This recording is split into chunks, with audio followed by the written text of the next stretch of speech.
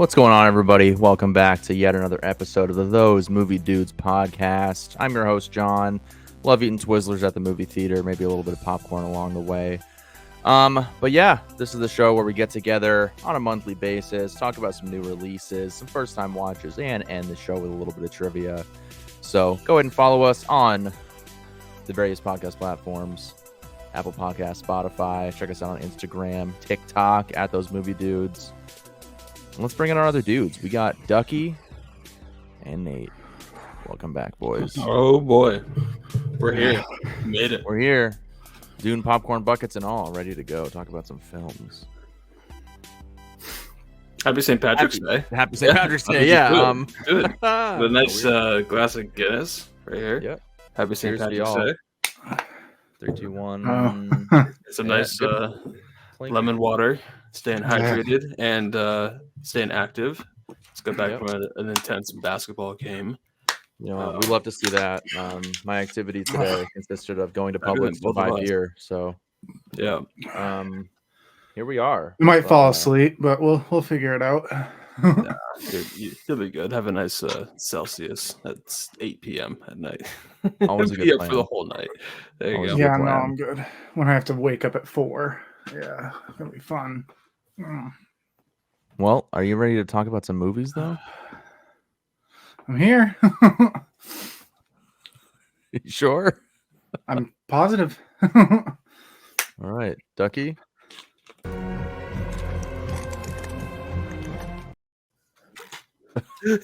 Yeah, I guess.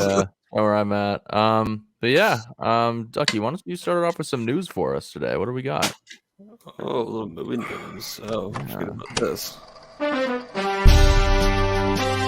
This is movie news.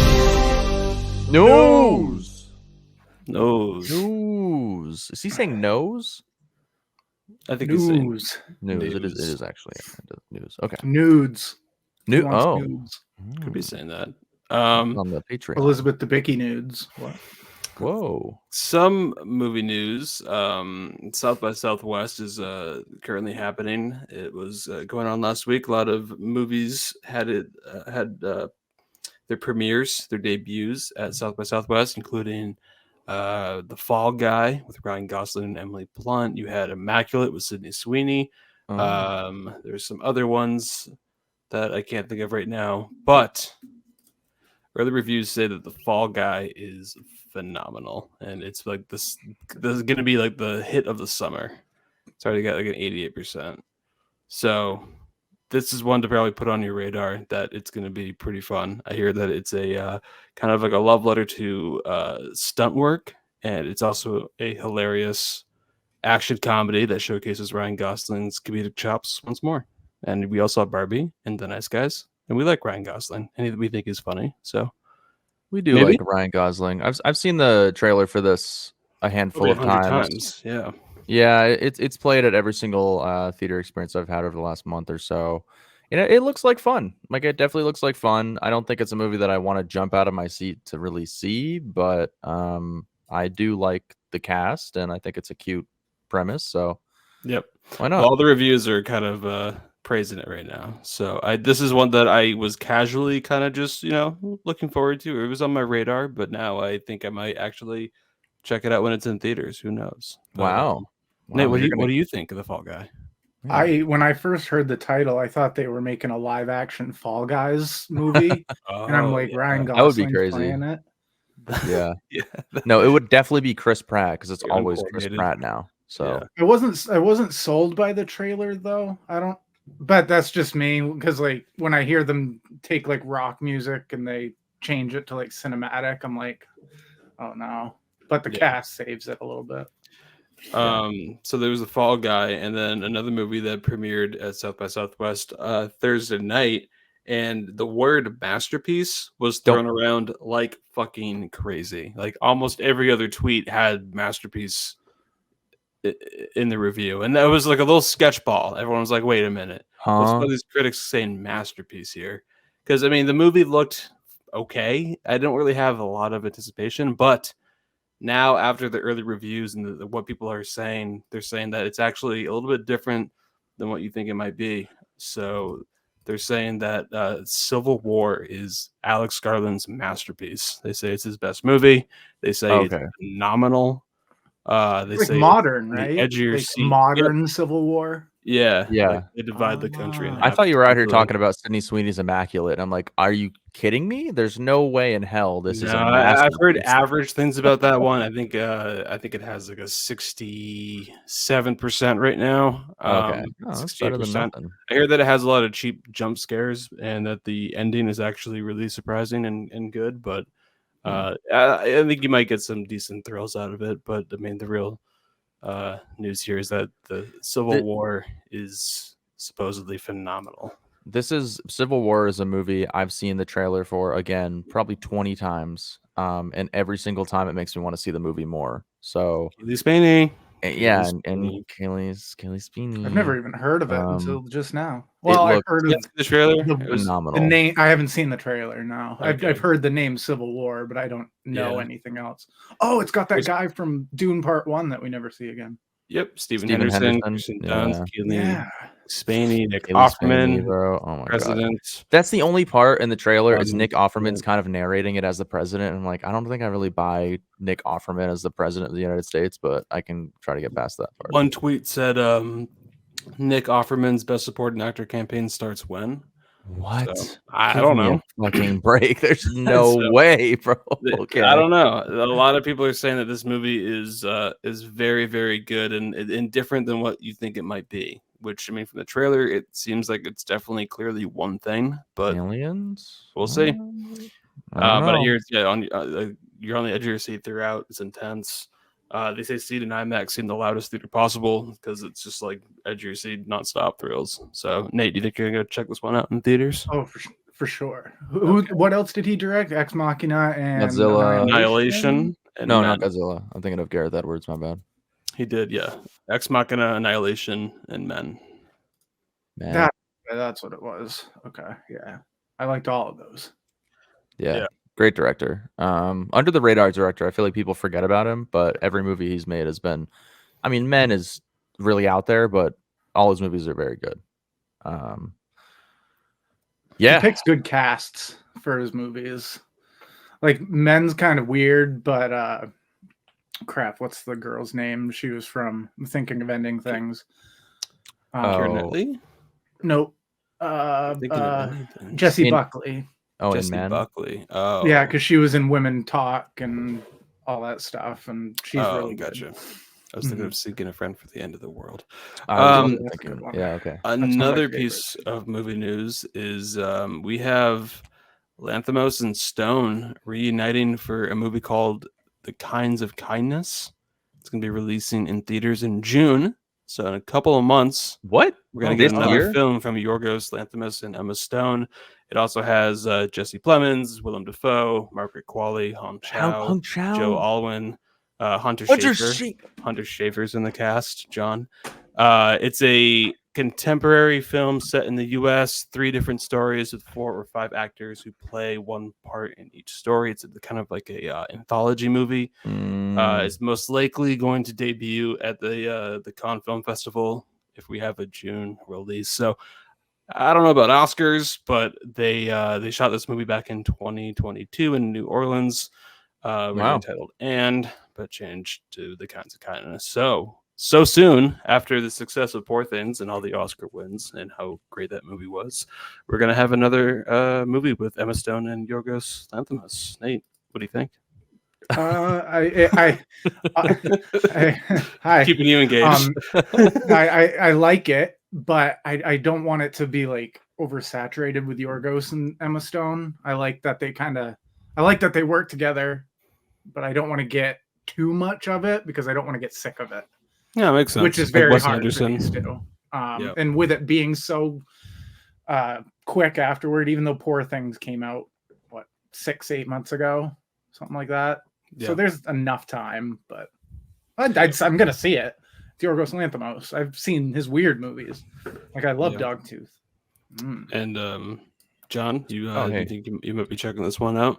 Yeah, I mean, I'll see it. I worry. Like my first thought is, oh, this is probably too soon. But then again, I mean, they filmed this I don't know when they filmed it in comparison to Poor Things, but I I think like the Poor Things. cast. The cast is Yeah, phenomenal. the cast is is great. amazing. Yeah. I don't know. I think Poor Things was the exception for films of this director that I liked, and that was a lot due to Emma Stone. So that could help out here as well. We'll see. Okay. Yeah, no, I'm looking forward to it for sure. I think it's pretty badass. But and we have a couple of other movies that had the premiere, or just they screened at South by Southwest. We had Late Night with the Devil, which John had a screening to on Saturday night. I want to He see decided- this he just- so bad. I got John a I free could've gone, screening yeah. with the director, I think, doing a Q&A, and he just wanted to play Fortnite instead. So he did not Dude. go and check it out. It was at 10 p.m. I What? was like, there's no It chance. was a 10 p.m. screening, but as you can see, it's only an hour and 33 minutes or so. That's okay. So, You keep and- justifying it all you want. I chose to put my mental health first. And that involves playing Fortnite, I guess. But it's going to make its Shudder debut, I think, like April 21st or so. So you can check it out on Shudder. They say it's the horror movie of the year. I mean, 100% Wow. certified fresh, 47% or 47 critic reviews. So I am definitely hyped about that one. Put that on your watch list. And Monkey Man had its debut. They say this is the action movie of the year. They say Nice. it's incredible. Dev Patel making a directorial debut. It's got a lot of heart, a lot of emotion. It makes John Wick look like a Disney movie, is what some critics said. So What? I don't know. We'll Holy see. shit. I think that's blowing smoke up its ass, but we'll see. I mean, I was looking forward to this one quite a bit, so I'm glad to see that it's getting such good reviews since it comes out in a couple of weeks. Damn. Yeah, Okay, you gonna see I'm Monkey Man? intrigued. I saw like partial clips of it, and I'm like, wow, okay.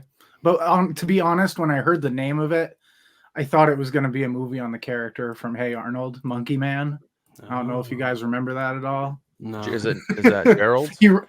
No, Gerald a guy just Trelga. he ran on the rooftops throwing bananas at people saying Monkey Man. And so that's kind of what I thought this was going to be. But Maybe it has a reference to it. Who knows? Who am I to say?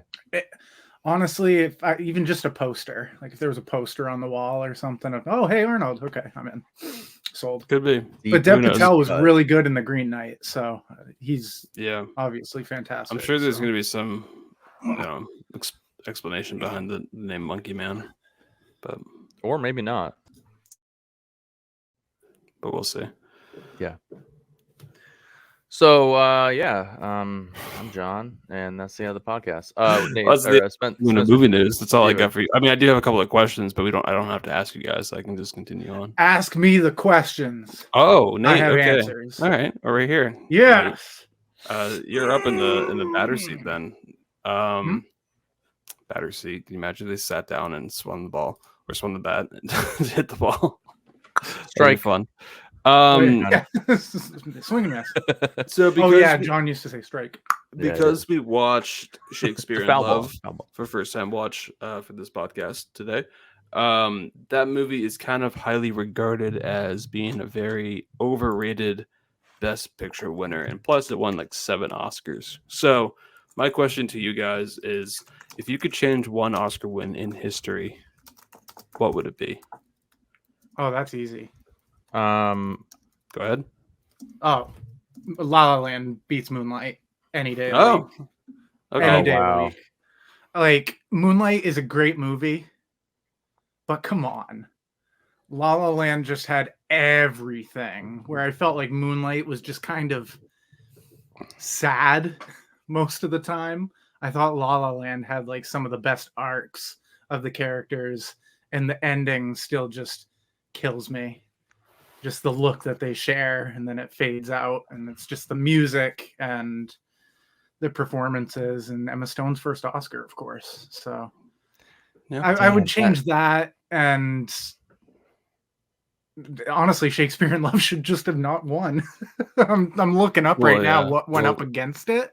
We'll get into Saving it for Private sure. Ryan. Yeah, So- the whole time I was watching Shakespeare in Love, I'm like, this beat Saving Private Ryan. Like, are you kidding me? Anyways, like They That's must have been crazy. on We'll crack get into when they it. were voting, because that was I think for me, like there's Gwyneth Paltrow there's is a fantastic, but yeah, no. And how did Judi Dench win an Oscar? How? We'll get into it. We'll get into that's later in the show. Maybe we should just do it first. We could do that How? before the like, releases come as well, on, but just because she's being a quippy Queen Elizabeth. Yeah, with like a I- fucking receding hairline. Yeah. I don't know how she won that Oscar, but I'm She was sure in, she like, went 7 home and minutes? was like, I'm sure that's how she reacted when she won. yeah, John. All right, so La La Land is best That's a good choice. That's a good one. It's been since 2009 where we started getting more than 5 nominees each year. And I think the one that took me the most by surprise, and this is before like all the political bullshit. I mean, I don't know. I didn't really factor that into my choices for who deserved it, but I was very surprised that Argo beat out Life of Pi and Zero Dark 30 and Silver Linings Playbook and all those movies in 2012. I would give it to Life of Pi that year. Okay. Argo of all movies, Argo. Yeah, The most fucking forgettable movie on the planet. I'm kind of similar, and I'm also going to stick with the Best Picture category. The King's Speech in 2010. I mean, it's a good movie. It's fine. I have no interest in ever watching it again. So many But other it good beat out movies. like Inception of that year. Like, come on. The Social Network. What do the Social Oscars have Network. against the blockbuster movies? Like, I get it, but if it's not the I don't best know. picture of the year, don't vote it the best Well, picture of the year.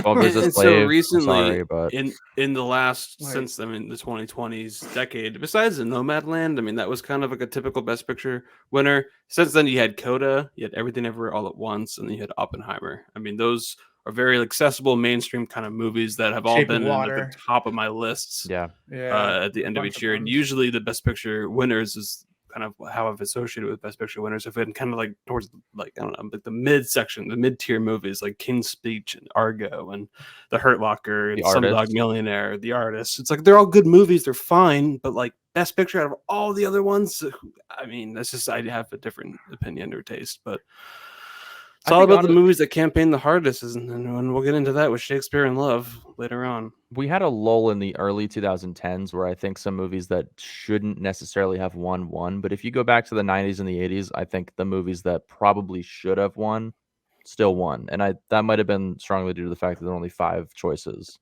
Could be. Well, like Forrest Gump didn't win. Shawshank didn't win. There's a few of them I mean, that there's a that few. probably could have had a better chance. I don't remember what won. I think like The Last Emperor won once. Seabiscuit didn't even win in 2003, which is a fucking travesty, if you ask me. So, well, you know, Yeah, Return of the King and stuff. So yeah, obviously. Yeah. All right. Well, There we that's are. what I was curious about. So that's my question. I don't really think I need to do you go have into any the more other one. questions? I have Well, yeah, another yeah. one. I just don't. I'm not really Ask it. feeling it. Okay, fine. Fucking ask What's it. what's Okay. a film that you believe deserves sequel or spin-off? And what storyline would you like to see explored? Good question. Gosh.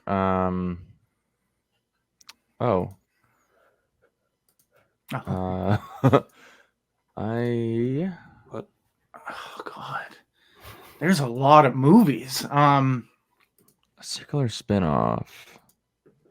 Ooh, this one just kind of came to the top of my head because I mentioned Shawshank. I would like to see, like, what happened to John Coffey before he got to the Mile? Whoa. Like, What? he just comes out of nowhere. Like, Who plays what- in like, Jonathan Majors? Oh. Oh, I feel like Deep he'd be a fake Michael good Clark Duncan? choice if it wasn't for, damn. or That's a John good- David Washington. Yeah, John David Washington Someone, could do it. or who's the guy that did? Was it Sterling K. Brown? He's a fantastic actor. He's good. But like, I don't know. That was just a character that came to my mind where I was like, you just see him getting out of the truck, and they're like, "Oh, this is this big dude. Where did they find him? Like, Yeah. what led up to him being captured and stuff? I don't know." I don't know. That's again, there's so many movies. I mean, I could you know what? I'll see a sequel of Don't Look Up. I want to see what happens to the rest of those people once they get to that planet. What happens next? Did they all get eaten by those weird dinosaur things, or like do they make a Yes. society and somehow survive? Okay, they all do. Okay, that's the end. They mated with the dinosaurs, and we ended up with Jurassic Park. I want to see like 500 years later, like what the fuck happened. Or we could that's see what I wanna like a see. spin-off of Ben Affleck's character from Shakespeare in Love. Whoa, damn. The most unnecessary just cameo character. I'm like, I was he's like, in why this? is Ben Affleck in this movie? What? Okay. I feel like we Spencer, should what just film talk do you about think Shakespeare in deserves Love at this one? point. Oh yeah, you have to answer. Are you muted? Because I can't hear you. Yeah. Okay. I don't know. Yeah, I was trying to think of that as you guys were talking. Honestly, I am still pretty adamant that I do want to see a sequel to Edge of Tomorrow, Live Die Repeat. Focus on Oh. Emily Blunt. I mean, sure, have Tom Cruise in it. Doesn't need to be the lead. I'd rather see Emily Blunt take on the lead role with Tom Cruise, maybe in like a supporting role. But we'll see. I don't know. I definitely want to see that. I mean, if not, I'd love to see Jeff Bridges pick up the robe again in The Big Lebowski. But I don't know. Pick up the don't I know think you what- said the rope, and I was like, in The what robe. movie? No, the Oh, robe. okay. Or just call it Walter. Yeah. And have John Goodman reprise Just Walter. kind of like a buddy kind of road trip movie with them again. I think that'd be fun later in their life. Give me another Cloverfield movie with Mary. As long as the Coen brothers do it, but just not like Drive Away Dolls. Anyways, okay, so that's those are the questions for movie news. And Ducky asks a question which we don't have a jingle for yet, but yeah. Wait, what? Ducky asks questions. We do have it and somewhere. we I answer just it. don't have it. Oh, here it recorded. is. I just won my first Grammy. I just won my first Grammy. It's like I picked think the it's wrong on- week it's on with a- amphetamines. It's on a cooldown. I won't let me play it. I just won my first Grammy. There it is. All right. I just want to tell you both good luck. We're all counting on you. All right, what's the next segment, John? Oh, I love Haggerty. Oh. fun.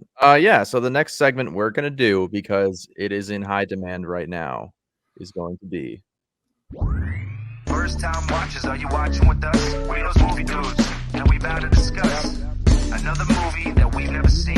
So grab some popcorn and pull up a seat. Oh God, Jesus, dude! Come Shit. on, this is a Fuck. kid show. You said grab the popcorn and pull up a seat, so I did. Anyway, so yeah, today we're gonna be talking about Nate's choice. At first, it was gonna be potentially my choice, but it was his birthday, so Nate, you got to choose. Yeah. Yep. Do I regret it? We'll find out. I need to know that I have done one thing right with my life. I'm gonna pull up a graphic here for us. I love that performance. Just saying. Just saying. I was in Yeah, tears. that's great. It made All right, me we need to stop. It's too much. Spencer, come on, that's crazy. Anyways, Nate, take it away. Why'd you choose Shakespeare in Love as a first time watch? What drew you to this movie, and why did you make us sit through it today? So, so I've been like, when we talked a couple episodes ago about some of our goals that we were trying to accomplish, I figured, well, let's knock out some Best Picture winners. But to be honest, some of the other ones that I wanted to pick were either not streaming anywhere or you guys would have had to rent it. And so I messaged Spencer. I was like, you know what? Let's just go with Shakespeare in Love. It's a Best Picture winner. Oh, hi. Oh, yeah. And I was like, let's go for it. It's no, not you. But yeah, and anything with Gwyneth Paltrow. Oh, I just got a Charlie horse. Cut away from me. Oh God. What? I just, because I played basketball, I got a Charlie horse. Oh God, I don't exercise, so I don't know what that's like. Oh, no. neither do I. Oh boy. Nate. All right. I'm gonna just, I'm good. Let me just stretch a little bit. I've got the magic in me. Was that enough time? Please tell me that was enough Yeah, time. we'll give him a minute here. Yeah, Shakespeare in Love. John, have you seen this movie before? No, why the fuck would I watch this? Here, so no, I had not seen this movie before. I think when we talked a few weeks ago about like how many Best Picture winners have we seen, I think there's still a good 40 or 50 that I have not seen. This being one of them, 1998 Shakespeare in Love. Which should But- not have won Best Picture. I'm just saying that right now. All right, continue. What? So, yeah, and what drew me in is obviously it is a love story in a certain context, and I mean the whole movie's about love, I suppose, and whether or not love can be translated from a play into real life. But yeah, Gwyneth Paltrow's in the movie, so that's really all I care to say about why I watched it. Yeah, but John Madden directed it. Not the Best coach. Exotic Marigold and Not the former Who's the other NFL one? coach. Miss Sloan. Oh, he directed that? Yeah, the didn't Jessica mind Miss Chastain Sloan. movie. Yeah. Wasn't bad. But this one was just this was the Oscars like Hollywood movie. Like I can see why they gave it to it, but it shouldn't have won. Just about William Shakespeare and how he may have possibly not actually written all of his stuff, and all of the controversy that was going on with having women in plays back in the day. And this was what, the late 1500s, and you could be arrested for having a woman act in your play. I didn't realize that, and so when they started bringing that aspect into it, I was like, oh, I guess I didn't realize that that was against the law. But Gwyneth Paltrow, I will say, is fantastic in this. Not as good as Judi Dench. Well, I think she's Better than pretty Judi good at playing a Dench. convincing Oscar woman winner dressed as a for boy. Best Supporting Actress. Because like I look at her dressed as a boy and I had no idea that was Gwyneth Paltrow the whole movie. Just like all the other characters didn't know. You I were was a like, liar. I was You're like, kidding. what? It was like You're a she's the man liar. with Amanda Bynes. I'm like, No, no way. You're kidding. You're kidding. That's Gwyneth Paltrow. Okay, no, he's just No, joking. what the fuck? How are these characters so fucking stupid? How? It was the 1500s. He's literally talking about the specific like color of her eyes and how he's fallen in love with the shape of her lips and her bosom. His words, not mine. And then he's looking right at her, and she doesn't know that it's her. I don't like movies that play dumb like that, and that bothered me. And that's pretty much the whole movie. I can't even really find the words for it. Like now that I'm thinking about it, it was one of the longest 2-hour experiences I've ever felt. Just I wasn't really attached to many of the characters at all. Like I didn't really care. You didn't care? I did. No. Huh? You didn't care. That's what you're saying? No, like I get what they were trying to do with the whole love story and Shakespeare and making them this like hopeless romantic. I don't think it was that glossy and pretty. It couldn't have been. And just some of the acting choices, like they had Ben Affleck in this. He sticks out like a sore I now thumb. finally get that Family Guy clip where he's like Ben Affleck preparing for his role as Henry the Eighth, yeah. Eighth or whatever. Hello. All right. Hello. Bingo. All right, let's go. Yeah. Yeah. So my review of this movie on Letterboxd is simply just who gives a fuck. I seriously just like I didn't care at all. And Joseph Fiennes I thought was just a little over the top. It's like, I'm like, please, he did not get nominated for this performance because I know the movie won like 7 Oscars, which is just insane. Won 7 Oscars. But like the production design, the costumes, I mean, the music was really well done. Gwyneth Paltrow did a great job, I think. It's definitely probably her best performance. But yeah, I don't care at all about the story, about really anything about this movie. Like, I don't know how this movie snuck 7 Oscars. It won the same amount as Everything Ever All at Once, and it beat out Saving Private Ryan and all these other movies that definitely deserve it. So I finally get that argument of like, why did this movie win Best Picture over all those other things? And it's honestly because Harvey Weinstein campaigned the fuck out of this movie, and this movie kind of launched the whole like, what movie campaigns harder than like what movie actually deserves the Oscar. And I think this is probably just like a shining example of that, because it's kind of just a nothing movie. You've seen it before 100 times, but as the story of like Romeo and Juliet, William Shakespeare, there were times where I thought it was interesting and kind of entertaining, and the romance was legit. But I just, like I said, I just who gives a fuck? But it's just again one of those movies where like the romance is so quick. Like it's just because it's there's so many love stories that are based off literally this story, and we're going back and seeing the story with William Shakespeare. They fall in love like that, and it's just it's hard to latch on to characters where it seems so fake and like intentionally fake, and I don't understand why. Like, I feel like the Academy is always feels like they need to appreciate movies that go back to the roots of like theater and stuff. And that kind of drives me crazy because I think we're past that. Like, let's move on to what film is now and stop being stuck in the past. Like, I just this type of content makes me want to fall asleep. Like, it is just so incredibly boring that I struggled. I really, really struggled to get through this movie. They could have handled I it. didn't hate it, but I wasn't blown away by it whatsoever. It just felt very just generic and just nothing. I don't know. I just didn't impact me whatsoever. And Yeah. it's almost like they weren't even thinking of their audience. Like there were some moments where he's directing her on stage after he finds out that it's her, and he like sees her going to kiss that guy, and he goes, "Oh no, wait, let me show you how to do it." It's like you're being really on the nose with this, and like you guys said, the fact that everyone else around them was so oblivious.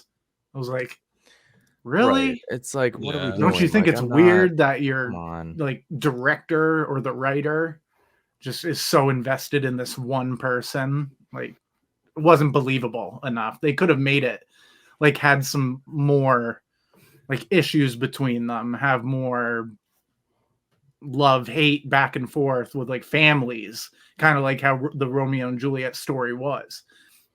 But instead it was just, oh, Shakespeare is a hopeless romantic and he falls in love with this noble girl who just happens to love him too. Yeah. Wasn't believable enough. Yeah. If you do want to watch Joseph Fiennes meet his bitter end, he gets stoned to death by like 30 women in The Handmaid's Tale. So if you feel like you need to watch that, feel free. Interesting. No, I Yeah. think I'm gonna pass. Okay. So they just get him really stoned. Is that what it was? Sure. Yep. Nate, this is your movie. This is another movie that you can check off your best picture list. What would you give this movie on a scale of 1 to 5? I actually forgot what I put, but I have a feeling and this is probably a higher grade than it sounds like compared to my review, but I think I gave it a 3.5. Oh, yeah, I gave it a 3.5. That's fresh. It's a great because it's grade. not like fresh. it's Damn. not It's gonna be okay. plus It's for not me. it's not a terrible movie. It's just No. really bland and Yeah. very It's hollow. by the book.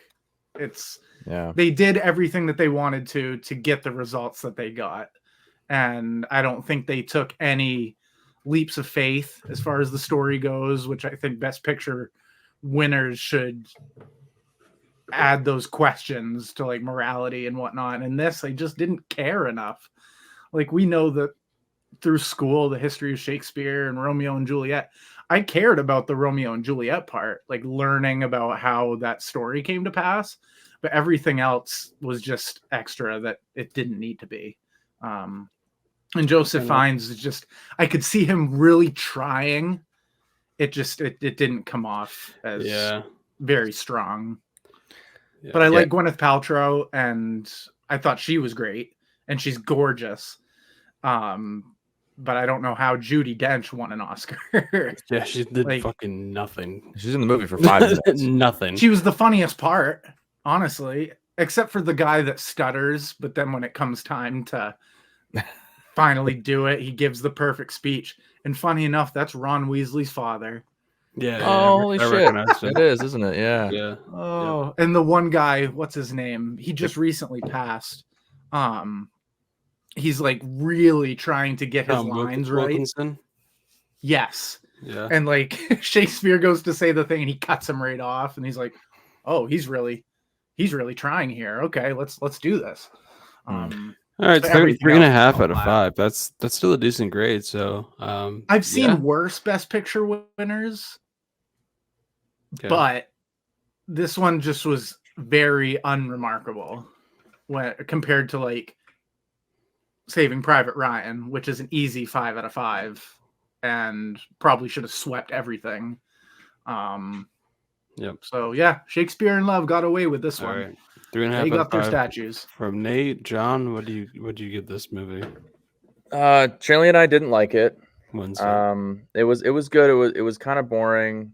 But ultimately, I felt almost nothing from this movie. There were a few scenes that I was like, okay, this could go somewhere, but it really didn't. So I gave it a 2.5 out of 5. I don't think it's really worth being up there with other Best Pictures. I think it's at the bottom of the barrel for movies that have won. So I think it's very forgettable. Yeah. Yeah, I'm actually gonna match your 2.5 out of 5. I also gave it a 2.5 out of 5. It's totally acceptable. It's totally fine. You could watch the movie. It's like it's a totally serviceable date night movie. The romance is fine. The performances are good. Production design, costumes, music, like I said. But it's not gonna be a movie you really remember and like recommend and want to tell everyone to go, oh my god, I just watched the best movie or like a great movie called Shakespeare in Love. Best movie of no one's gonna say 1998. it. Yeah, The it's best movie, clearly. out of all the other movies that came out that year, it is like I'm glad we watched it and we can finally have an informed opinion on it. And the opinion is just that it's fine, it's acceptable, but it did not really deserve the win. If you want to see the best parts, so hard. If you want to see the best parts of Shakespeare in Love, just watch a scary movie. Like when the characters go to the movies and they're watching it on the screen, you see the best part when he's messing around with Gwyneth Paltrow and whatnot. That's all you need to see. That's a fair point. Yeah, because it's just lifeless is what it felt like. It just felt like a silhouette of a love story that wasn't taken seriously enough. All right, well, that is Shakespeare in Love. It is streaming on HBO Max. So if you haven't seen the movie, go and check it out on HBO Max. Come back, leave a comment, let us know what you think of the movie. Or if you've seen it, let us know what you thought. Did it deserve to win Best Picture? We do not think so. So Shakespeare in Love. That is our first time watch. Very sorry, I apologize. Mid movie. No, I mean Throw it in the oven. We tried. We wanted to see how it would hold up, and unfortunately, it's not that good. It's a bingo. We need to figure out what we're going to be watching for our next first time watch. This is going to be John's pick. He has 2 movies locked and loaded, ready to go. So Nate and I are going to pull up the chat right here and get ready to enter in our pick. So what are the 2 movies that you are going to put up for us to vote on? So, Pitch just going through my collection. No, remember it is first time watches, sadly. Otherwise, I would choose Pitch Perfect again. You've never seen before. 2 movies I've never seen before. I believe you guys have probably either of you have seen at least one of these. But the first one is Brad Pitt's Killing Them Softly. Okay. That's on Steelbook. It is a Steelbook. I've never watched it. I've owned this for quite a long time. It's bare bones, nothing in here. Such a disappointing inside. Like, at least put some pictures. Yeah, I think this is when Best Buy or Target did a Steelbook thing, and I have The Departed, I have this, and I have Shawshank Redemption, and you open them up, and that's it. It's terrible. Anyway, I've since upgraded those on 4K. But the other option is Tim Burton's Beetlejuice on 4K. Beetlejuice. Film I have never seen. So I have seen it. That's okay. You have not seen it, really? I've seen like 30 minutes of it, and then I think I fell asleep or I was doing something else. Okay. So I never continued it. Well, these are our 2 options. Feel free to type away in the chat. I think I'm in a similar boat there. Nate, I'm guessing you haven't seen Killing Them Softly? I have not. Okay. So you have It's been on, I think I have it on a list on Amazon or something. I'm on a lot of lists, but we're not here to talk about that today. But yeah, feel free to type away and okay. I got my I'm good. I got my pick, yep. And in 3, 2, 1. Oh. Wow. Split decision here. Ducky coming in with Killing Him Softly, Nate with Beetlejuice. Man, that's tough, guys. I feel like if there is one of these movies that we could watch during a certain month of the year, but that's quite a ways from now. And the other one, it's before the sequel comes out. Yeah, September, maybe. Yeah, October. it does have a sequel coming out, so maybe we just throw a curveball here. Let's do Killing Them Softly. Let's do it. Why not? Killing Them Softly. I don't think any of us have seen it, so let's just. It's a very random film, Brad Pitt action movie. So Ray Liotta's in it. Shot Ben Mendelsohn's in it. cinematography by Greg Fraser, who did Dune Part 1 and Part 2, and he did The Batman. So the cinematography is going to be phenomenal. Okay. But we will go back to the Beetlejuice at some point here. I'm gonna see if it's streaming anywhere. I don't know if it is. I think it was on Netflix, but Killing Killing Them Them Softly. It's on HBO. It's on Max. Big director. Who did it again? What's his name? Andrew Dominic. He did Blonde, the I never watched that. Marilyn Monroe movie that no one watched. But Huh. yeah, Okay. he doesn't make a lot of movies, and his movies are very precise and meticulous. It's So only an hour and 37 minutes. Very quick watch. yeah, I think it's what Hitman. So yeah, Yep. okay, Killing Them Softly. It's a unorthodox pick, a little different, but yeah, all Very right, kind yeah. way to take somebody out. Yeah. Good Yeah. stuff. Softly. Looks like I picked the wrong week to quit amphetamines. But yeah, so That why is don't true. we move on to our next segment here, everybody?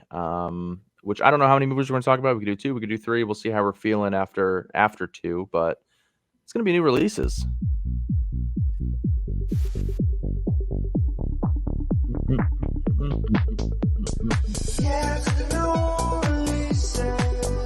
Wish there was popcorn in here.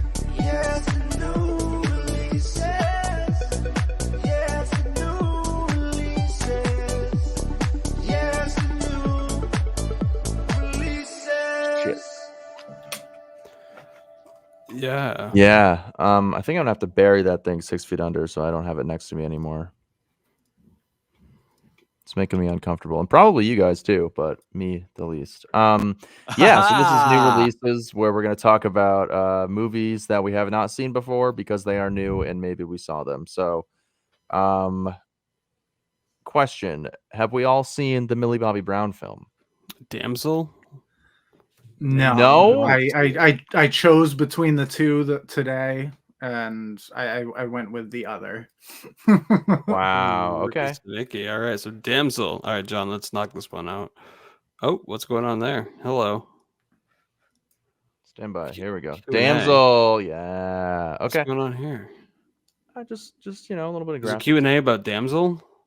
What? No, that's just another slide. Don't worry about it. We're here. We're talking about Damsel. All right. Yeah, Damsel, a Millie Bobby Brown film, which for some reason Netflix just keeps putting her in movies, which I guess is okay with me. I'm not complaining. But we got Millie Bobby Brown, we got Robin Wright, we got Nick Robinson in there from A what- Teacher. a Jurassic teacher. World. And what's that other movie where he's coming out as gay and it's Love, Simon. Love, Simon. Yeah, that was a good movie. I like that.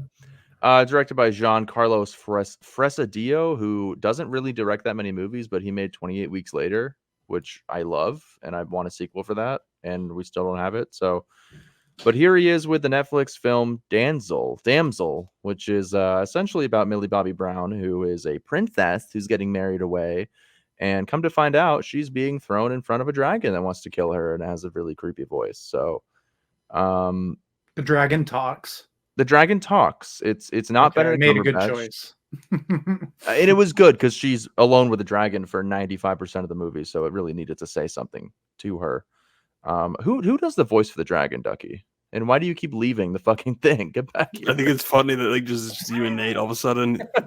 But I need to know what your thoughts were on this. I don't know who voiced the dragon. It sounded like a familiar voice. You'd have to look up the. I looked. IMDb I couldn't credits. find it. I don't know. But Damsel, the movie itself, it's fine. Wow. It's totally fine. It's I don't know. I mean, it's just nothing that you haven't seen before. It's like that scene in the first Shrek when they go and rescue Princess Fiona.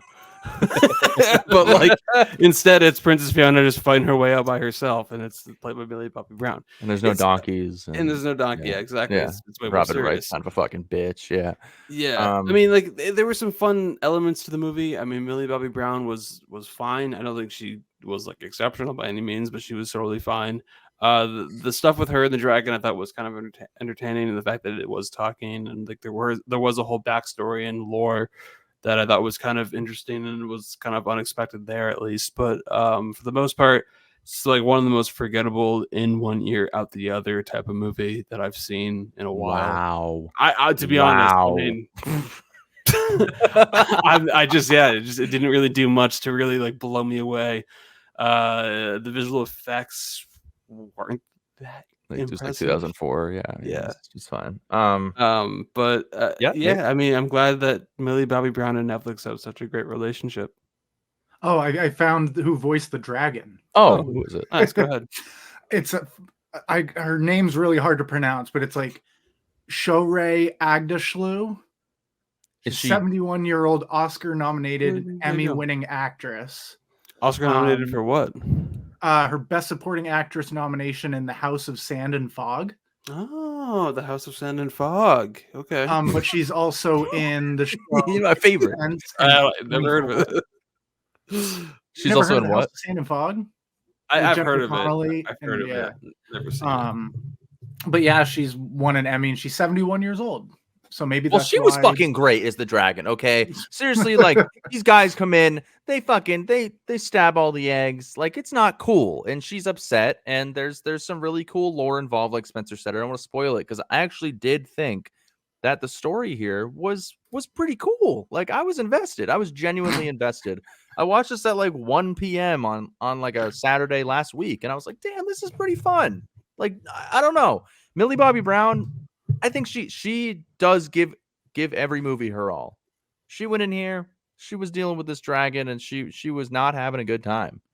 And this I think these people that are her adversaries, they get what's coming to them, and it's pretty fun to watch. So I had a good time with Damsel.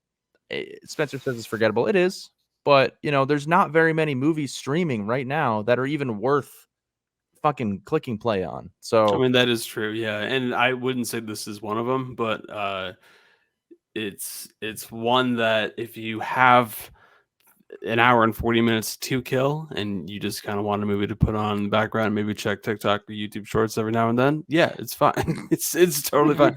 Dude, the last shot of her like slowly like kind of like limping all like and acting like a badass. She's walking out on the bridge and the dragon's like flying over her with the shadow. I'm like, are you fucking kidding me? This is so stupid. Like, I thought it was fuck this cool. movie. Like, I got so mad. Like, so mad. Spencer, you're a big hater of last shots in movies. I find like you're always like, oh, that I last mean, shot. yeah, I mean, bugged me." don't It's like, make a stupid shot be your last shot of the movie. And like thought it I was even very Game that of shot of Thrones-esque. Game of Thrones too, and like what's her name? Amelia Clark. What's her actual Khaleesi? Khaleesi, yeah, Daenerys. Daenerys. She like Targaryen. goes. She's walking up to the podium, whatever. and That's the an dragon's insane shot. behind, and Are you about to say that's a bad shot? But no, but like it's very just like on your nose, like, oh wow, like that's a very cool shot. Like, oh, like that's She's very the mother of deliberate, over the dragons. top and in your face. And this one at the end is just like they try to go for that. Is what I'm trying to say. Is like they try to emulate that type of shot where it's just like, oh, it's so badass. I'm feeling so cool. But like every reaction when someone watches that's like that is so over the top and stupid. Like, And then fuck there's this me. I'm like, movie. oh, that was awesome. Oh my god, no That was way. so cool. No, Yeah, it's- I don't know. I thought it was a pretty good time. Damsel. don't- She what is did I no give this? damsel. That's the That is a good point. I She's did not see really the a damsel. trailer or like little clips of it, and I was just like, CGI galore. Yeah, It it's fine. Okay. So I'll go to my grade. I gave it a 2.5 out of 5. Same grade as Shakespeare in Love. It's like a C+. It's totally fine. So You this can could have won easily Best put it on Picture. and watch it. Yeah, sure. In 1998, potentially, it would have beat out Saving Private 1998, Ryan. yeah, probably would have gotten a whole bunch of nominations. No, it's fine. It's totally fine. It's not great, but it's on Netflix. check it out. Yeah, I think it's worth watching if you just want to check out a little action flick with Millie Bobby Brown. You like little fantastical elements and dragons, and yeah. So I give it a 3.5 out of 5. I actually had a lot of fun with this movie. Damn. All right. It's not no fairy tale. She's not no damsel, and she finds these little slugs that help heal her from the fire. I like that aspect of the movie. I thought that was kind of cool. The blue Thank you. slugs. See, Yeah. she had like little friends down there, and at first she didn't like them, and then she realized that they were trying to help her. you, and she picked it up and put it in her bag. Yeah. Yeah, and then she used it for light because they were glowing slugs. I'm just gonna say this now. This is a sell. This is a double sell. That's a double sell. The best part about this is that Cancel. it says only on Netflix, which is Yeah, the 'cause only nobody else place will it pick it should up. stay. No one else like ruin your platform. I think it's better than the Millie movie Bobby Brown that came out. is- It's better than Princess with Joey King. I never It's better watched than- that. Never watched it. Well, it's not good. yeah, that's why I didn't watch it. All right, so that was I think Damsel. Joey King's better performer. No, I get will the say fuck. that. Get the. Really? Well, I actually, I think- agree because I'm good yeah. 1, 2, and 3. But a movie that we all watched, that you all listening could go and watch right now if you have Amazon Prime. Ricky Stanicky.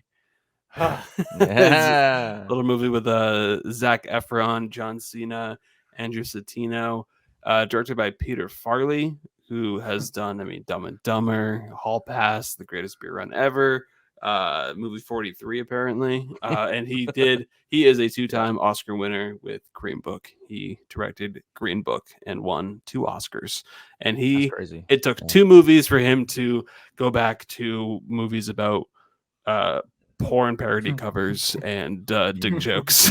He is Poop back and to his stuff, true yeah. form, Back back to with poopy stuff. Ricky Stanicky. This movie, the trailer came out a couple weeks back, and it was directed to Amazon Prime. The trailer was god awful. It was so bad. I don't even think I finished the trailer. I was like, this movie looks horrendous, and I just randomly logged on the app, saw that it was on. And I was like, you know what? It's like 9:30 p.m. Yep. I'll just put it on and fall asleep to it. And I ended up watching the whole thing. I was like, yeah. It Yeah. made me chuckle. but I was watching this going, I really gotta watch this. But then honestly, there were moments where John Cena would just say something with a matter-of-fact face, and I'm just like, yeah. All right, but like I'm before glad he's here. I'm before glad we he's in get- this. into the movie, John, why don't you tell everyone what this movie's about? Well, you want to talk about it? You want to talk about it? Wednesday, what you doing? Chili Wednesday Adams cat.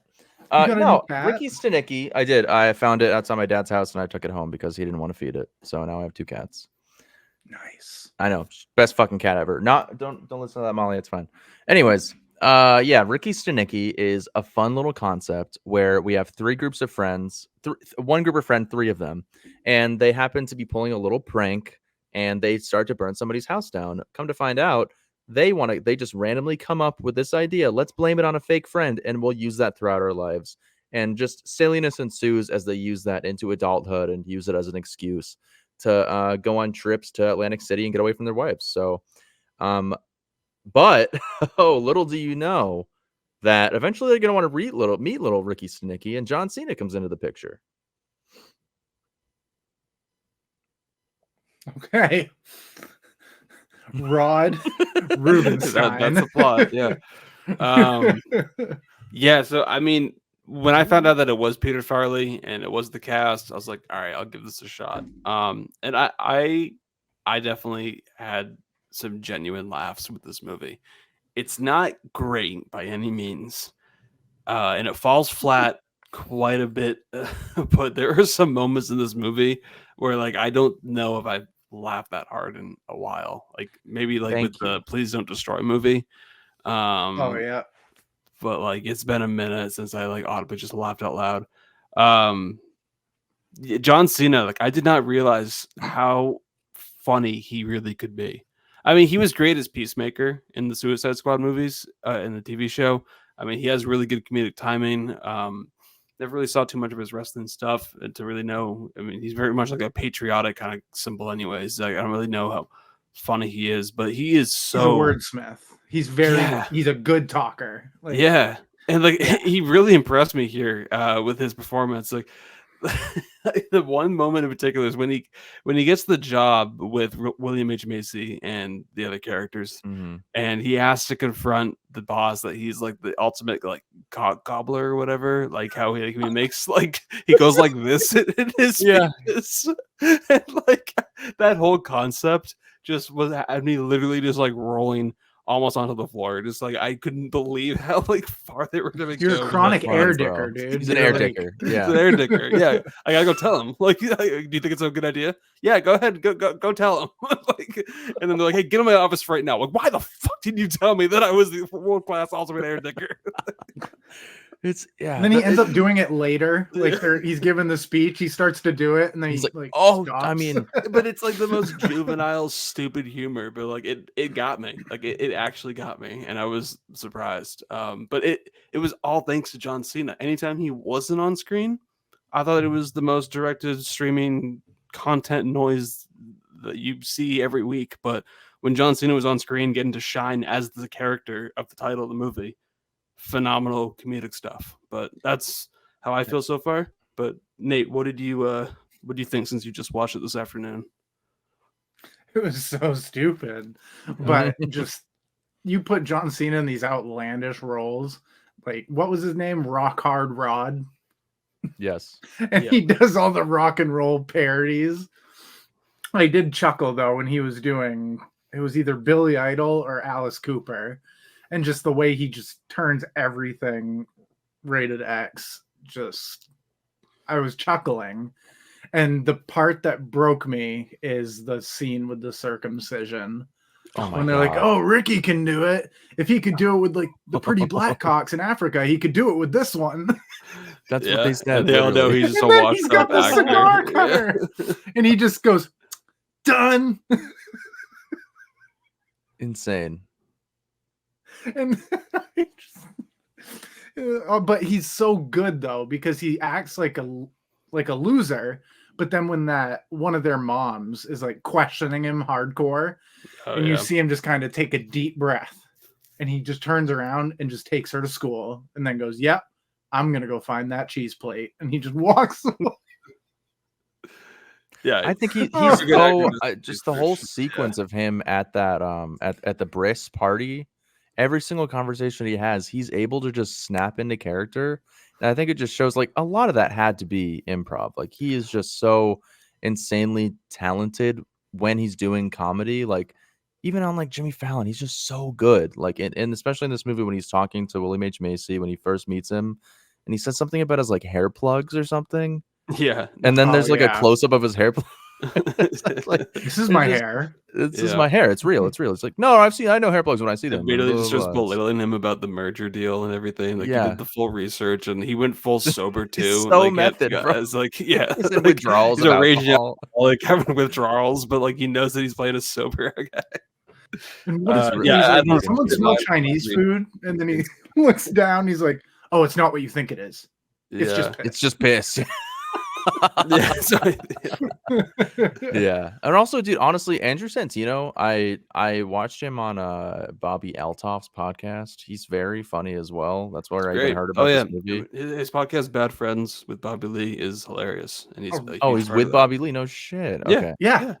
Have you Yeah. seen the Bobby Mother one, where he like Mm. makes fun of Bobby's mom? I maybe No. but Zac Efron, the whole cast, Zac Efron, Cena, and the other guy were on Bad Friends other guy. podcast, and it goes off the rails within the first like 30 seconds. It's insane. Like it's so uncomfortable to watch, but it's pretty great. But yeah, I just think it was a really funny concept that could have fell flat, and I personally don't think it did. I think it was really funny, and it's hard to have like kind of a raunchy comedy like this, and also have like some like heartfelt character moments. And I feel like there were enough of those for you to actually care while also laughing. So personally, I really liked it.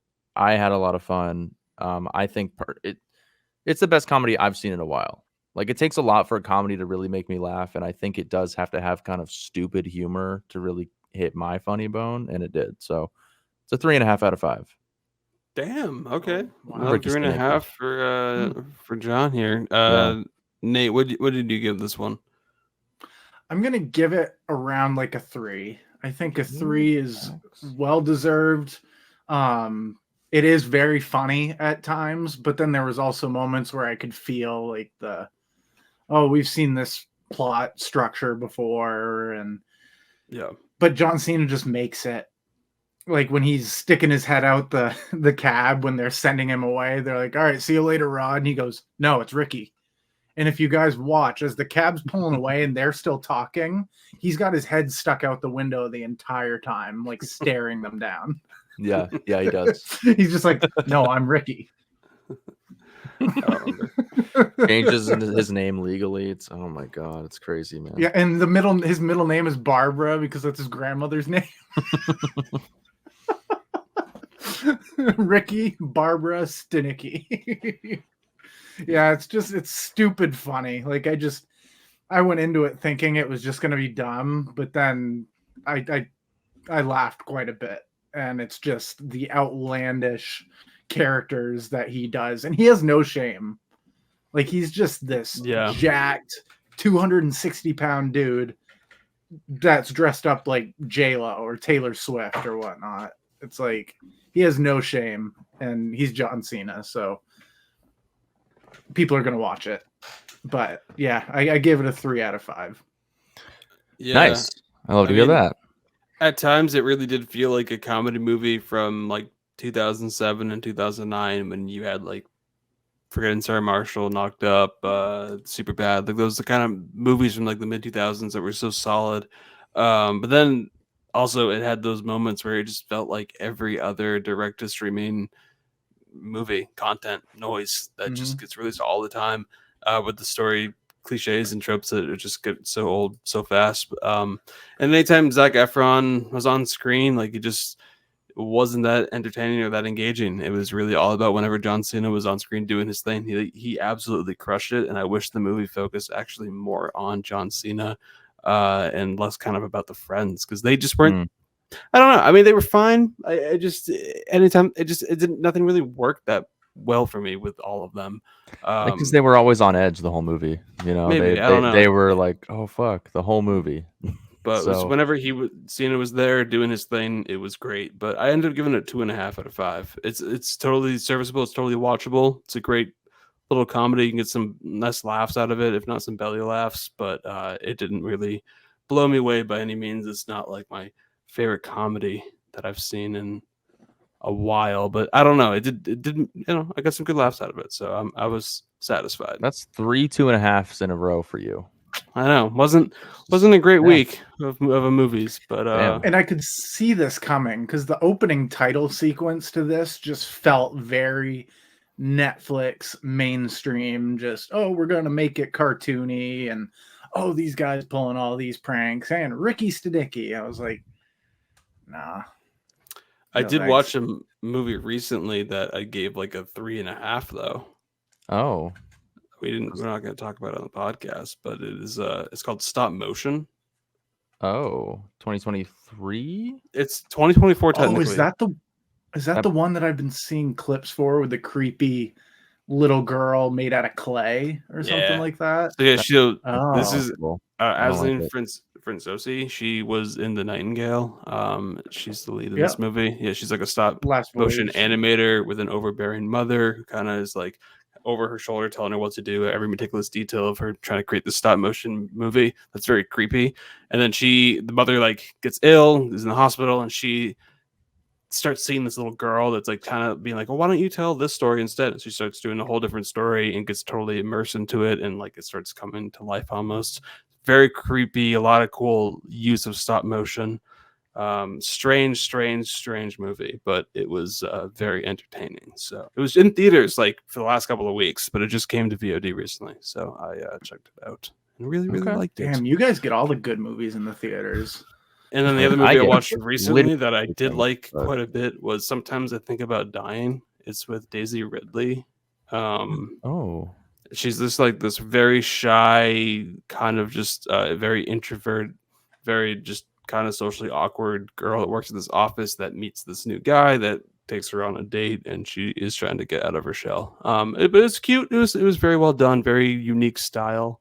But just I know it's not a movie that we all have seen or talked about. Yeah, it's Daisy Ridley though, so was it's great. got at least that. Yeah, I liked it. I like her. It's very quiet, very somber, but it was a good movie. So I know it was 2.5 out of 5 on basically every movie we talked about, but I do like some other stuff that we don't talk about. I know we have one Good. more. I'll just give a brief mention too, because I know we are running over an hour here, but here we are. It's Love Lies Bleeding. I saw every new release this week. I did go see this movie. This looked good. It was pretty crazy. It was very like I want to see it. Thelma and Louise kind of style, where it's just like kind of a bloodbath at times, just always on the run from something. Dave Franco plays a woman beating asshole. Ed Harris is kind of a psycho in it, psycho like murderer guy, and these two together are an insane duo.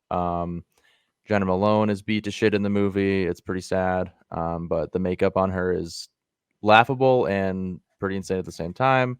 I don't know. I just thought it was fun. I like the era that it takes place. It's like very, I think it's 80s, just all the costumes and stuff. And this one, it's Katie O'Brien is really good in the movie. And basically her whole thing is she's like kind of on the run, hitchhiking, and just wants to be in a bodybuilding competition and gets caught up in all of Kristen Stewart's shit.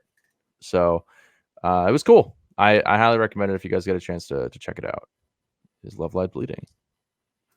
Yeah, Sold. I think I gave it a 3.5 out of 5. I'm pretty sure. I give a lot of 3.5 out of 5s this week. Actually, on all 3 of these films. So No, I did watch a give movie. it a 4 in your letterbox, but it's John. oh, I gave it a 4 out of 5 then. Yep. Oh yeah. Yeah.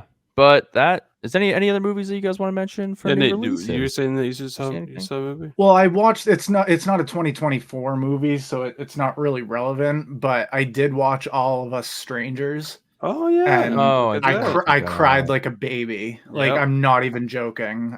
There was multiple times, like within the first half hour, when I realized what the movie was, Mhm. I just started bawling. And It's a very powerful movie. Yeah. it is, and very stylish in a way.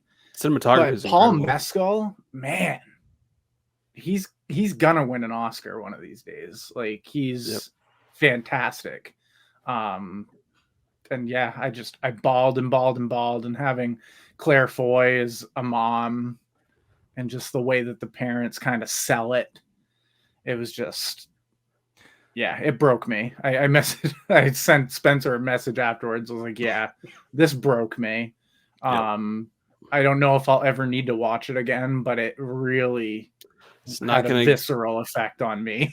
It's never gonna get a physical media release. Apparently, it's only gonna be on Hulu. So it's the only place you'll be able to watch it. Of course. I saw this as what's well. happening now. This is another 2023 movie that I would recommend. It's pretty sad, but it has Jodie Comer from The Last Duel in it. You good, John? What's going on with your? I got you. You. Nah, shit. Am I coming through now or no? I can hear you. Yeah. I put it up for you though. Oh, is it working? I was very Now it connection unstable for a second. Yeah. So yeah, I saw this movie. This is another 2024. Came out in January with Jodie Comer, and it's basically like all of London is underwater, and she has to flee like in a matter of seconds while she's also like giving birth. So it's kind of. You love these movies about women giving birth in really terrible situations. I mean, I don't know what it is. Woman, nowhere. This movie. It always Pieces of a involves woman. water for some reason. This was a pretty thrilling, kind of fucked up at times, like what's the word? Just kind of like almost end of the world-esque type of film. So that's another one that I really enjoyed. Yeah. 4 out of 5. Oh, and you also kind of And The Royal Hotel. That's another good one, but I won't get right into it. Yeah. I love Julia Garner. All right. Well, yeah, those are some new release movies that we all watch. As always, you guys can go and check out our individual letterbox list if you click the link tree in our bio on Instagram or any other platform that you're on. Yeah. But that brings us to Is our it? very last segment of the show, the most anticipated segment of the show. It's mainstream trivia. It's time for the answers. You know this fact. For the questions I'm about to ask, like, What is the capital of Bolivia? It's mainstream. boy trivia. All right. Welcome back to another rendition of Mainstream Boy Trivia. Everybody, the segment where a game will consist of a variety of trivia questions derived from me. Each game will feature a new topic that each question will be in the spirit of. Spencer and Nate here, Ducky and Debbie will buzz in, trying to guess the correct answer. First dude to 4 points will be Mainstream Boy of the Week. So, types of questions. I guess the film, movie quotes, film dates. It could be any variety of things. But this week in particular, it will be name the movie from the cast. Every single question will be name the movie from the cast. So, I'm going to give you 3 cast members from a film, and you can try to guess what it is. If neither of you can guess it, I'm going to give you another one and then another one. So, eventually, I'm assuming you will guess the movie. If not, then you know what? Might have a problem on our hands. But are you guys ready? Palate cleansed after doing the whole podcast to maybe try to guess some movies here? Yep. Fudge, yeah. All right, so let's get the chat open here. Go ahead and give me your buzzword. Same as always, Ducky. It's gonna be Ducky for Ducky, and for Nate, it's gonna be what? Deb. Okay. Awesome. Deb. Here we go. Question number 1. Tilda Swinton, Jude Law, and Leah Seydoux. What movie is this? Debbie. Closer? Is that what it's called? Incorrect. It's not Closer. Just to guess, Alfie.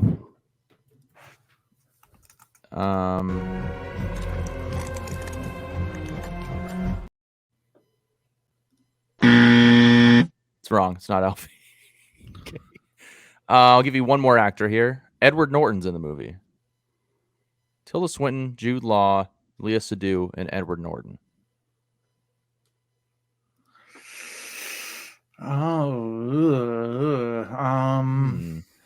And I think I missed it, but all these movies have come out within the last 20 years. Ducky? Motherless Brooklyn.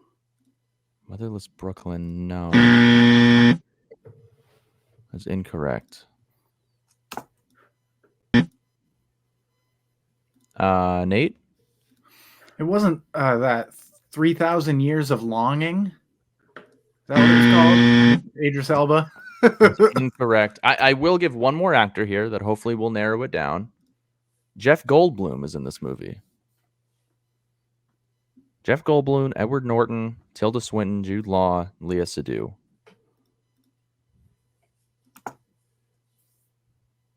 It's a very popular movie. Oh, did I get Deb? Oh, yeah, Deb? Birdman? Damn, Ducky?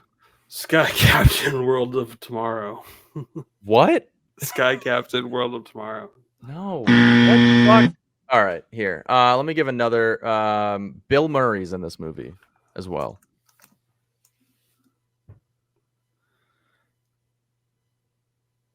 Bill Murray, Jeff Goldblum, Edward Norton, Jude Law.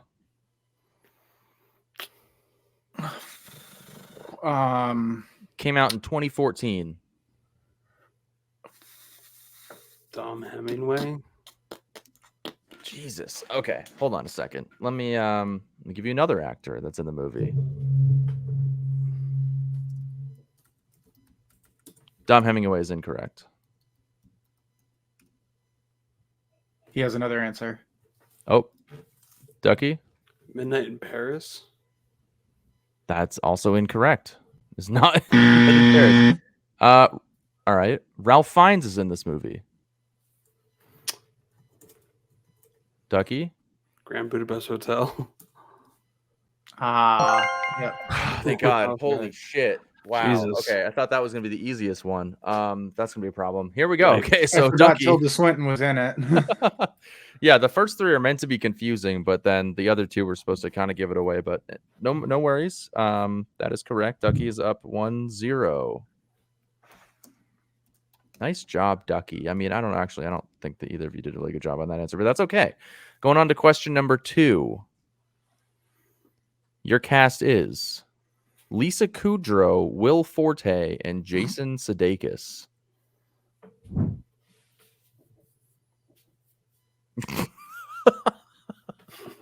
Again, all in the last 20 years. Do you want another actor? Yeah. I definitely do. Beanie Feldstein. I don't know who that is. Ducky? Booksmart. I just won my first Grammy. That's correct. It's Booksmart. It also has Yeah. Caitlin Deaver. And yes, it is Booksmart. That is correct. That's Beanie Feldstein, Nate, just so you know. Oh, Yeah. I need to know that I have done one thing right with my life. Jesus I don't know if that fits. I don't know if it ever will. And I hope it right? doesn't. Yeah, it fits. Anyways, Ducky's up 2-0. But Nate has come back before, and he was It's like I picked the wrong week to quit amphetamines. 2-0 Ducky. Here we go. Question number 3, first to 4. Okay. And your cast is Bruce Greenwood, John Goodman, and Don Cheadle. Oh, I would ignore. You buzzed in. I'm gonna need an answer. Fuck. Shit. Fuck. No. All right. Oh, I'm throwing it. no. Okay. I'll give you another 10 seconds to give me an answer, Ducky, because you did buzz in first. Boogie Nights. Done. Okay, Deb. Debbie. No, it's not Boogie Nights. Argo?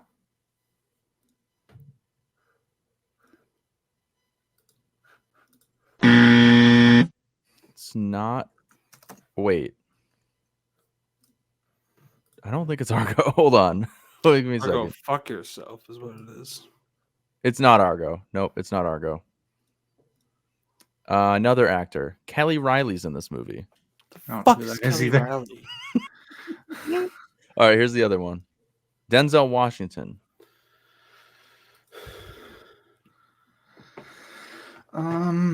Let's. Denzel Washington, John Goodman. Like the Equalizer? John Goodman's in this movie. Bruce Greenwood is in this movie. Are you Googling? What am I here Googling? Oh, He's stepping in his name. fuck. I'm Okay, waiting sorry. for you to Debbie. acknowledge it. American Debbie? Gangster? In that movie? No, John Goodman's not in that movie. But Denzel Washington? Denzel Washington. This movie came out in 2012. I'm allowing anybody to buzz in.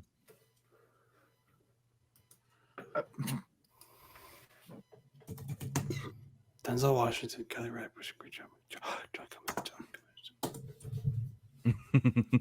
I love to see the gears turning. This is great.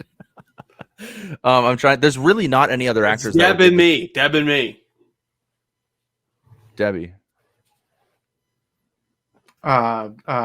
Equalizer? Nope. Incorrect. Ducky. Flight.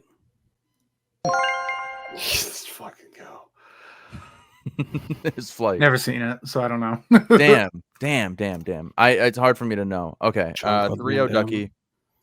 That's okay. Nate can still come back, and he has before, so I'm not even Okay, worried. you just said that. Okay, I'm saying it you again. just said I'm saying that. it again. Here we go.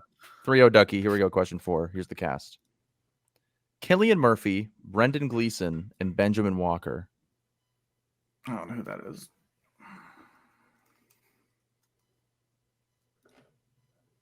Ducky?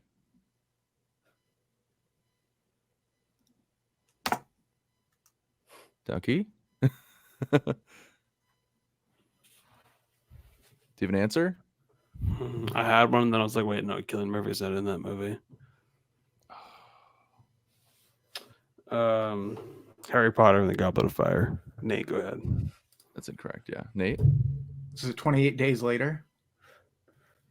It's not. It is not. The first two are in it too. Fuck. Sorry. Cillian Murphy.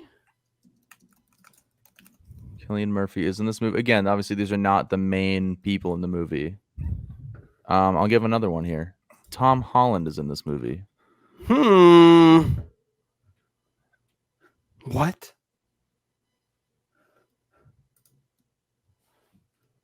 Tom Holland is in this movie. I don't know if you have this correct. Oh no, I do. Cillian Murphy, Brandon Gleeson. Who the fuck is Benjamin Walker? That's what I want to know. Debbie? Sunshine. I'm just throwing out movies now. I need another actor. Tom Holland. Yeah, he's not in a lot. Cillian Murphy. What the fuck? All right. Ducky? In the Heart of the Sea.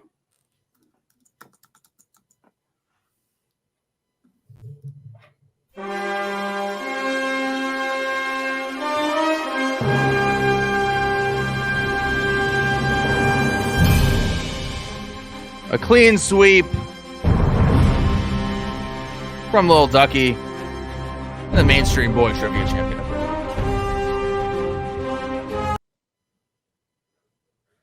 Well, here we go. That's it. We'll do 3 more for a palate cleanser for fun, but here we go. Ducky is definitely the winner today. Question 5. Doug Jones, Charlie Hunnam, and Leslie Hope.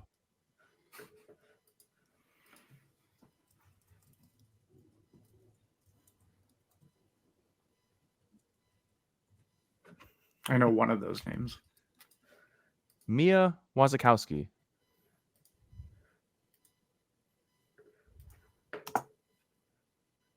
Deb? Crimson Peak. That's correct. It's Crimson Peak. Wow. Goddamn. Who would have thought? Crimson Peak. Yep. That's really the only movie I can remember her being in. Yeah, she's not in a lot. But yeah, Crimson Peak is the answer. Here we go. Question number 6 for fun. Dennis Quaid, Mandy Moore, and Aaron Eckhart. No, you're still here. You still have to play. Deb? The Rookie? Is incorrect. Is not the Rookie. Ducky, anything? The Day After Tomorrow.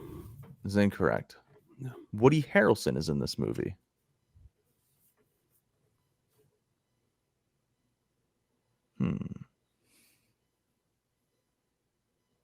Is this hard? Yeah. Oh, I can make easier questions. I mean, Ducky did 4-0 you, but I mean,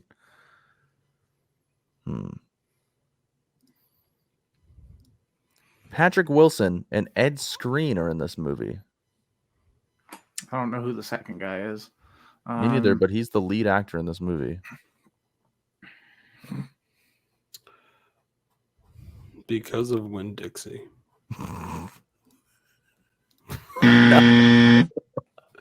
No, it's a 2019 war film. Oh, Hoot. No, what? Who? 1917. Who? I don't know. No, it's Brie Larson. Midway. Duh. Oh my god. Get it back here. No, it's obviously Midway. Come on, you guys. Last question, then we can finish this fucking podcast. Rose Byrne, Brian Cox, and Garrett Hudland. What movie is this? Troy. You didn't put it in. Sorry, I gave up. I was just trying to end the podcast. Yeah, it's Troy. I was going to say Troy. Yeah, Got I the think we all in knew it. it was Troy. Yeah. Yeah, it's Troy. Good job. Troy. That I was put my name in. Yeah, Nate deserves the Under there. protest. Yeah. Under protest. Nate wins the extra question round. How about that? We'll give Nate the dub on that part. Yes. Congrats everybody. Spencer, really, I guess I deserve dub, but it is what it is. There's a reason why I don't KO'd do me. director questions, and I know that would be a completely unfair. 100% could do that, but no. Yeah, no, I refuse. Anyways, I could put up a good fight. thanks If for it was, like, listening. Yeah, you word absolutely directors. could. You know your stuff. John Carpenter. Name 5 John Carpenter movies right now. Go. Halloween, In the Mouth of Madness, The Thing, They Live, and Starman. Boom. Horror champion of the Okay. week. Thank That you guys works. so much. Hey, have you ever been dragged to the sidewalk and beat until you pissed blood? I've got the magic in me. I just won my first Grammy! Looks like I picked the wrong week to quit amphetamines. I said not the back door. There's doors we don't do. The back door's one of them. Ooh, that's a bingo.